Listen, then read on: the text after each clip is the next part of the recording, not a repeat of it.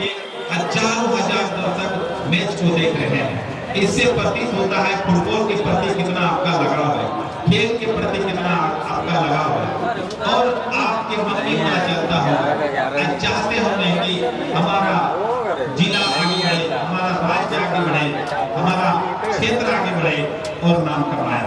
आज इसी टीम के एक खिलाड़ी पिछले साल और हमारे चहेते नेशनल प्लेयर बने हैं विजय कुमार मरांडी। वो इसी गांव से ताल्लुक करते हैं और इसी क्लब से भी खेलते थे। आज हमारे लिए वो नेशनल प्लेयर बन चुके हैं, इंडिया अंडर 19 के प्लेयर बने हुए हैं विजय कुमार मरांडी। आप जानते हैं इंडियन सुपर लीग में कॉन्ट्रैक्ट पे लिया है और यही ग्राउंड से वो बढ़कर इसी माटी से खेलकर वो इतना आगे तक बढ़े हैं और नाम रोशन किया है अपने बड़ा से